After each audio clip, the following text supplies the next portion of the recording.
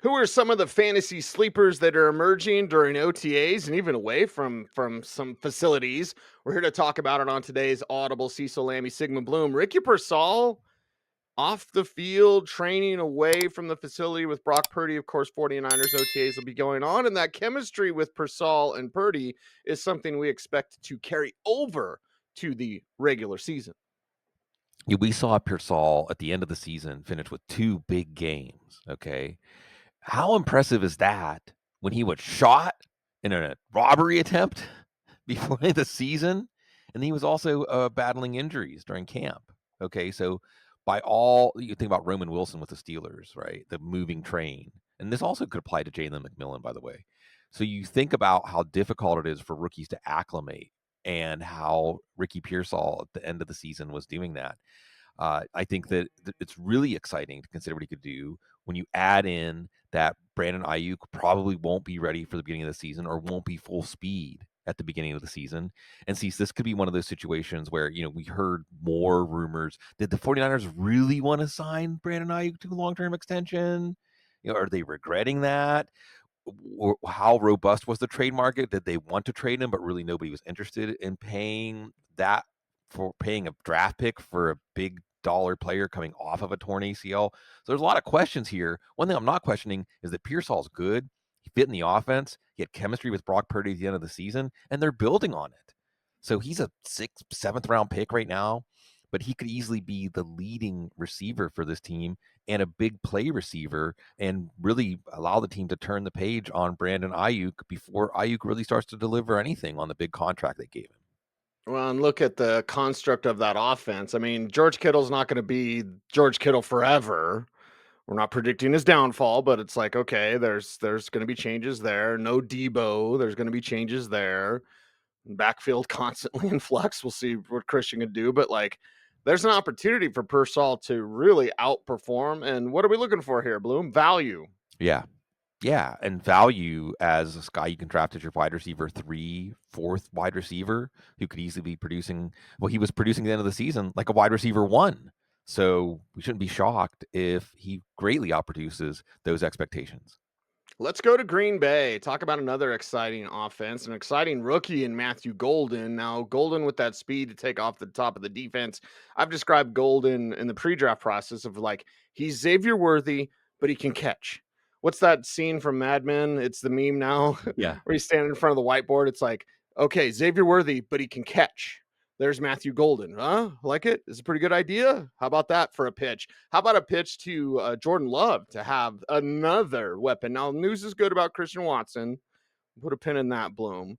But Mhm. the news is exciting or very interesting about Matthew Golden, who also is going to work as a returner. So, in your fantasy leagues, that you get those bonus points for return yardage or just return points, Golden could provide some extra value there as well. Yeah, we're trying to decipher this Packers passing game. We hope that Jordan Love plays better than he did last year, more like he did at the end of 2023. And we're just sorting this out, right? Because Romeo Dobbs, reliable, scary second concussion at the end of the season. Like you said, Christian Watson, well, so far, early signs are he'll be back at some point in the season.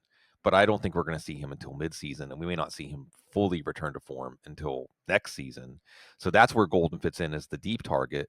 And we saw Christian Watson on limited targets in that role have a fantasy impact. But then you mentioned Xavier Worthy, Cease. And what's fascinating to consider is the way that the Chiefs really altered their offense to say, let's just get the ball in the hands of this speedy rookie while he's learning the game. So if the Packers have the will to do that, they also have Savion Williams, a third round pick, who's a Cordell Patterson, LaVisca Chenault type. Again, get the ball in his hands in some way, maybe not a refined receiver. So there's a lot to sort out here, but also Jaden Reed. So I think that Matthew Golden, they spent a first round pick. He should emerge early, and we should hear a lot of positive buzz. And then we could try to ride that momentum to some sort of fantasy relevance. But I think that if he doesn't create that momentum, or we don't hear about the Packers having a will to really feature him in this pass offense, because remember, what's the whole thing here, right? We don't have a number one receiver. Proudly, we don't have a number one receiver. After last year, maybe not. First round pick of wide receiver since Javon Walker. So every Packers fan knows that fact, right? So a lot to sort out here, and I think the other thing we have to keep in mind if we're wanting to be in on Golden is Jordan Love playing better going into this year. So more questions than answers for the Packers, but if it's good, Golden should be one of the answers. Yeah, one of the answers that I had last year that was a failure because of injury, and well, he's a backup anyway, but it's Marshawn Lloyd. So if we're talking Packers, there has been some positive news. And again, Sigmund, Bob Harris, Joe Hmm. Bryant, what a coordinary working on the news every day for footballguys.com. Sign up for our free daily newsletter. You've got a life we don't, so let us give you the news from around the world of fantasy football every single day. It's free. It's our footballguys.com newsletter. I got to write about Marshawn Lloyd last week, Bloom. So I was super excited because he could have the opportunity behind. Okay, that's fine. Just stay healthy and hold on to the ball, Right. please. Right, he's on the rehab field, so we'll see. Emmanuel Wilson actually looked pretty good at the end of last year. So did Chris Brooks, Matt Waldman favorite. So if his last name is Brooks, he's going to be a Matt Waldman favorite. So let's watch this because Josh Jacobs is the guy, but we want to know who is the guy behind the guy. It should have been Marshawn Lloyd last year. He's got to stay healthy to do it this year. Did you just go swingers on me? He's the guy behind the guy. Yeah. Jeez. My brain wants to summon up some sort of swingers quote, but I think that we're past that 30-year statute of limitations of me remembering things. Okay, yes, it's been a while. It's been a while. But either way, it's been a while since Adam Thielen's seen a receiver like Tet McMillan. Let's talk about that because Thielen, about a week ago, it came out of like, this kid is amazing, getting that veteran stamp of approval already. And again, depending on what you think of Travis Hunter, and is he a wide receiver? Is he a corner? He's both. Um, okay, Tet McMillan, to me, best receiver in this class. Again, Travis Hunter's just a unicorn, so you got to categorize him differently. But when we talk guys are just going to play wide receiver, Tet McMillan, number one to me. Shades of Mike Evans to his game. He's not Mike Right. Evans. He's not going to have 10,000 yard seasons in a row, or maybe, but pretty excited about Tet McMillan. Honestly, kind of excited about multiple things in this Panthers offense. Bloom, did I just say that? Yeah, that's the thing, right? Talked about this with Greg Branos on the couch. He led with McMillan when I asked what was the most important thing for fantasy players to know out of what coaches said about rookies. And he read off a Dave Canales quote that Canales is super impressed with McMillan. Okay. And like you said, Cease, he can become a Mike Evans ball winner with his fluid athleticism, with his ability to win the ball in the air. Is that long strider build up speed that sneaks up on cornerbacks. Now, he's going to have an acclimation period too, but he could be one of those receivers that just blows right through that acclimation period and becomes the number one receiver for Bryce Young. So, what I'm going to be watching, Cease, is the Bryce Young, Teteroa McMillan, sorry, Teteroa, the vibes. Because he played with Noah Fafita his entire college career. That's his guy. Like they go back to high school together. He stayed at Arizona and turned down money where he would transfer bigger program, more NIL money because he wanted to play one more year for Fafita. So quarterback connection, and I love that. Quarterback connection, though, is important for a ball winner, right? For a guy that the quarterback has to throw him open or trust him. McMillan might not create a ton of separation in his first year. And then we're going to see how these roles sort out. Like you said, the other thing that Greg and I talked about is immediately, if you think about breakout offenses, Vegas, Jacksonville, you mentioned, Chicago, got to talk about them. These are all new coaches, new looks. Carolina's not a new coach or a new look, but their quarterback has a new lease on life, right? And they add in McMillan. Xavier Legette's going to be in a much more logical role for him. Jalen Coker can play. Adam Thielen, the old man of the group, bringing everyone together. The sage. This could be a pretty good pass offense. I'm not quite sure where we want to put a chip now with McMillan. Keep mentioning Mike Evans. He and Mike Evans are going with about 5 picks of each other. So maybe this isn't quite Marvin Harrison Jr. going in the second round of drafts, but there is a lot of assumption of early success baked in.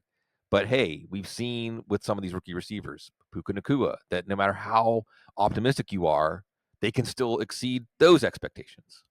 Yeah, so be careful and look out. Look out also. What's the Tommy Trimble news? We have some Trimble Oh yeah, news. Tavian back Sanders news surgery. theirs as well. Yeah, back surgery. It's not quite clear when Tommy Tremble's gonna be back. So didn't mean to do that. But it's not quite clear when he's gonna return. Not gonna be ready for training camp. Back surgery. It's May. Probably not ready for the season. So Jatavian Sanders, that's another target, and he's a downfield Yep. target in the middle of the field with a big catch Yep. radius. So you think about all these elements. And of course, one of the other things, as we talk about this, is it should be leading you back to Chuba Hubbard, because Chuba Hubbard Mhm. was a running back 1 last year, and you can draft him as a low end running back 2. You can draft him in the 5th round. But with all of this pass offense starting to click, that should just open things up even more for Chuba Hubbard. Again, don't sleep on the Panthers. They should produce a few fantasy overachievers. Which ones? Tune in. We're going to be continuing to track it. But the Panthers, like you said, Cease, we're excited about the Panthers. We're excited about the Panthers. Leads me back to Bryce Young. Yeah. Hmm. Yeah. We're going to talk about that some more. We may have to sorry Joe this one if we bring up Stephon Diggs.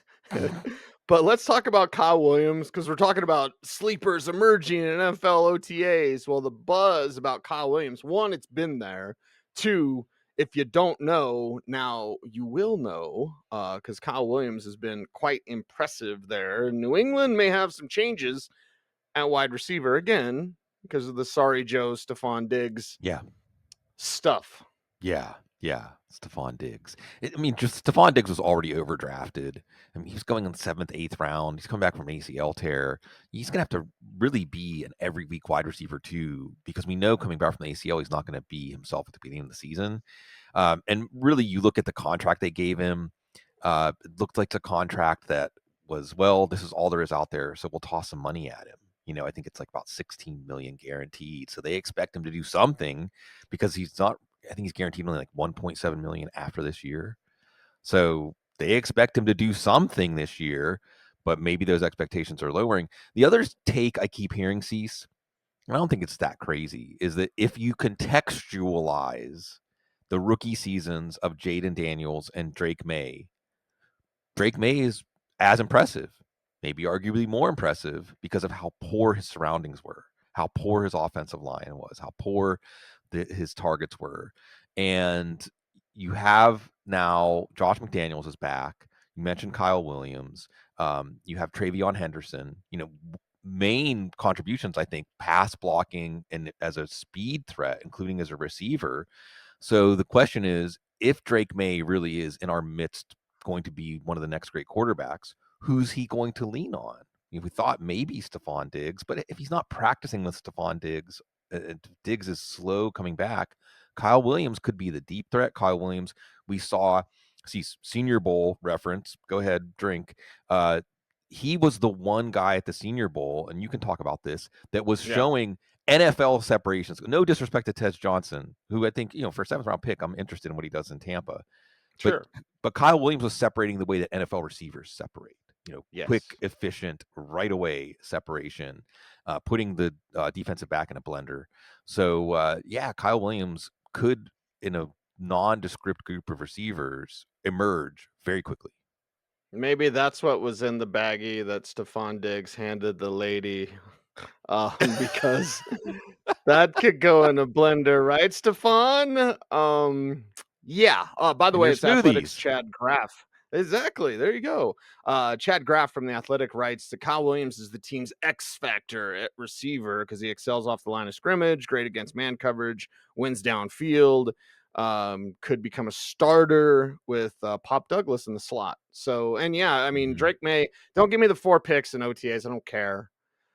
Peyton Manning would always say that. Peyton Manning would actually get offended when if anyone would ask about picks in practice because they don't matter as much. I don't. Why did I go Elvis Mhm. there instead of Peyton Manning? But either way, like when the internet lost its mind, like Drake May threw 4 picks, I just go good. Kid's gonna learn. Plus, he plays hero ball anyway. My Right. God, did anyone not watch him at North Carolina? Yeah, and that's how you learn what works and what doesn't. So absolutely, I think we've had some Patrick Mahomes practices on the way up, where just Peyton honka honka is right. It doesn't matter. We got to win this race. Let's wrap up Yeah. today's show with a couple of tight end conversations. One, I guess we'll start with the Browns and Harold Fannin. Okay, now there's a conversation around Fannin's run after the catchability. There's also a conversation around the 4 quarterbacks that are Right. getting reps. We'll have to see. I did love Joe Flacco, grumpy Joe Flacco, shocker, because I was there in person when someone asked him about Drew Lock years ago. You're going to mentor Drew Lock? No. And then he got asked about being a mentor, of course, this year with Cleveland. He's like, I'm not a mentor. If Mhm. I'm focused on being a mentor, I'm not focused on playing football. I am a football player. I can play in this league. I have people skills, damn it. Mhm. So Grumpy Joe Flacco out there, his connection with Harold Fan, and then whoever else.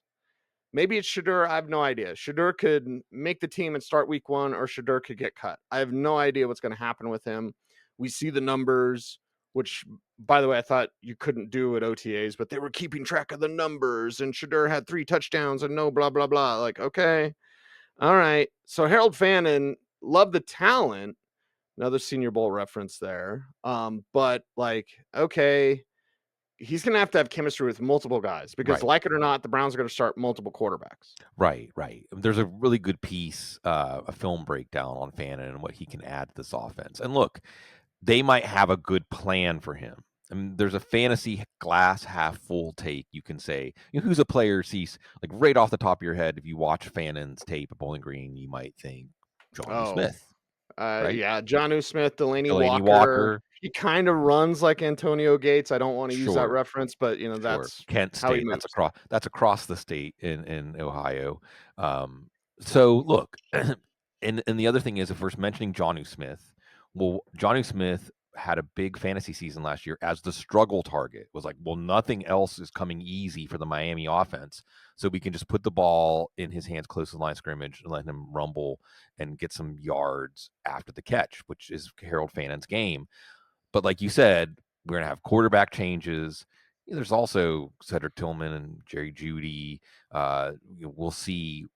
This is the lowest scoring offense in the league. So, yeah, you could rub 2 sticks together and Harold Fannin, because it's tight end and the bar is low. So, if they give him that role, also David Njoku, but if you give him that role and he riffs with whoever, and that's something else we'll be watching. And I guess the glass half will take this on this cease is if he's, say, running with the second team, well, maybe the quarterback he's playing with could be the starting quarterback for most of the year. I mean, that's the thing. So build that chemistry with whoever's throwing the ball to you, and we'll see how it shakes out with the Browns' quarterback situation. Maybe there's a team whose quarterback situation is worse than the Steelers. Hey. Kirk Cousins, a fallback option for the Steelers. Let's talk about something that makes me happy, and that's Isaiah Likely. I love him so much. Bloom, I saw you tweeting about Yeah, him. I believe I liked it because you said, consider yourself warned. Oh, Isaiah Likely, if you're not on board, you're going to get on board with this kid. yeah. We saw a lot of rumors about the trade prospects for Mark Andrews. It didn't come around, probably not going to come around, but I think we can say this is his last year with the team. And was it John Harbaugh said, like, asked him, what do you expect from Isaiah Likely? I expect him to be an all pro. That's not crazy talk. Okay, first of all, Oh, John Harbaugh is not an exuberant head coach. Okay, John Harbaugh is not somebody that just throws around stuff like that. And then second of all, Isaiah Likely's turning 25, so he's just getting into his prime.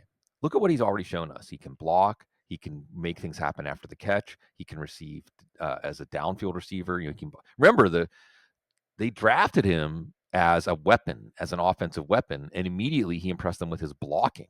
Okay, so I think this is a tough offense because of the low volume in the passing game to really make an impact. But it's also a high efficiency pass offense. We also could see Isaiah Likely. How many touchdowns did Mark Andrews have last year? Like 10 or 11. We could start to see that shift a little bit, especially with the way the season ended for Mark Andrews with those big drops. Mark Andrews also not known for staying healthy. So I think there's a lot of outcomes where Isaiah Likely becomes a top 5 fantasy tight end, and people say, yeah, next year when Mark Andrews is gone. Maybe not so quick, because he is a player about to go into his prime. We haven't seen his best football yet, but we know it's going to be good. you know it's going to be damn good. Just like we all know that you have a great appreciation for the world of fantasy football, and we are here to serve you. It is the Audible, 20 years of the Audible. We are celebrating with you. However you enjoy your podcast, make sure to check us out on YouTube as well. And if you're with us here on YouTube, make sure to like, comment, share, subscribe, hit the notification bell so that you never miss a vid. You're showing off your shirt, Bloom. I show off Ganesh, my removing prayer beads. obstacles. Removing Okay. obstacles for your fantasy Yes. team. Yes, the remover of obstacles. That's what we do for you. Sigmund, Cecil, the Audible, everyone out there, thanks for watching. Stay tuned, would you please? Stay frosty.